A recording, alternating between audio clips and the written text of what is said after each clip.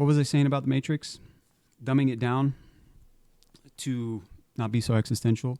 Here we go. The Matrix, in my opinion, is describing the programs of society, right?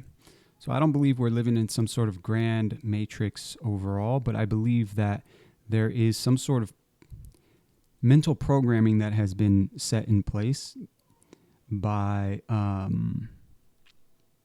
human beings for other human beings, because at the end of the day, here's what I believe, that mankind has chosen to live separate from its creator, from God. And in that decision, we start reigning over each other. That was never the plan. The plan was to reign over the earth and have dominion over the earth and live abundantly. But instead, we're like, no, I'm going to play God over the next person. And so mankind started doing that. And throughout history, that has created a bunch of fucking chaos and turmoil and disconnection.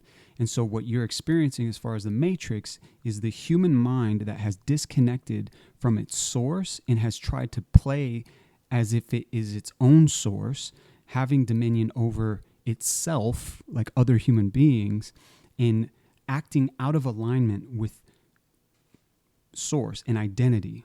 And because it can't find its identity, it creates one that is false and limited and fragile, and it becomes an ego. And so mankind rules and reigns and has dominion over other human beings, and it's this misrepresentation of what the kingdom of God was supposed to be. And in that is the Matrix. So when like Jesus came and was like, yo, the kingdom is with you. The kingdom is in you. The kingdom is here and now. The kingdom is not, oh, sit on high on this high-ass throne. No, the kingdom is wash your neighbor's feet, wash your servant's feet, serve. The first shall be last, the last shall be first, kind of thing, right? He's talking about like breaking the Matrix. The Matrix is this concept of reality that mankind has twisted and contorted. And so if you want to break out of that, well, it's going to take a lot of self-reflection and a lot of deep diving into what the fuck is really going on, right? And if a person can't do that, which it's terrifying, I don't blame them, then they will always conform to what they've always been told, and they will never have free mind or thought, and they will inevitably live a life unfulfilled, only to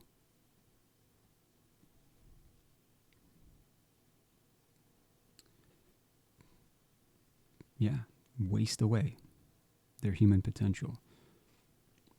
And so at the end of the day, to break free from the Matrix, if you will, you must learn how to reconnect with source. And Jesus is the perfect fucking example of this. And that's not just like, oh, go to church and fucking no, none of that shit. It's like, who is he? What was he saying? What does that mean about me? Who am I in relationship to this? There's a lot of shit. And this is what I help people do as well. So, in the movie The Matrix, when he's like, oh, there's no going back. It's like, oh, fuck. Like, some people really want to stay in that ignorance is bliss world. And you know what? That's their choice. And the truth, too, I heard somebody say this, and it was such a fucking good,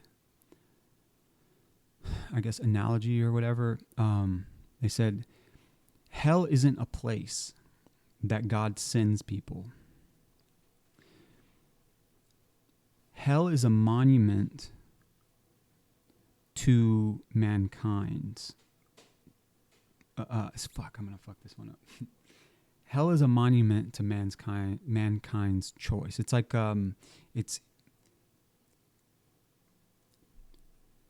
It's God honoring humanity's choice to deny him, to deny the evidence of an almighty being. It's all around us. There's more than enough evidence. And if you want to choose not to see it, that's your choice, and God will honor that. However, there's repercussions from that, not due to, fuck you for not believing in me. No, it's like, okay, look, I'm going to tell you what. Don't touch that stove. It's hot. Don't touch it. It's hot. Don't do that. That is not meant for you. You are meant to be over here. You're meant to be in the pool, right? And you get out and you're like, I could do what I want. It's like, yes, you can. But I'm letting you know, don't do that. That's not meant for you.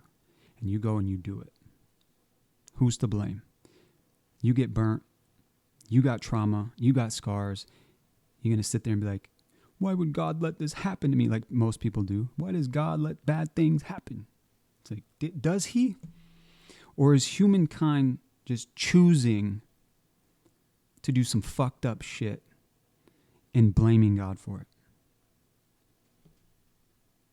It's just so easy to be like, oh, it's God's fault. If he's all powerful, he could do this, he could do that. It's like, it's God's fault that mankind uses their God-given gift and ability to choose to destroy other humans. That's God's fault. But then, we don't want to talk about all the good shit that human beings do for other human beings and not give God credit for it. Like, that's not God. That's just that person being a good person. It's like, come on, are you fucking kidding me? At the end of the day, the way the matrix is broken through is by understanding that you have a choice, and your relationship to this creative force in which sustains all of your life, that makes your heart beat, that makes your lungs breathe, that makes your eyes blink, that sustains you, right? And when you begin to understand that, you can slowly but surely start breaking through, because that is where your identity is.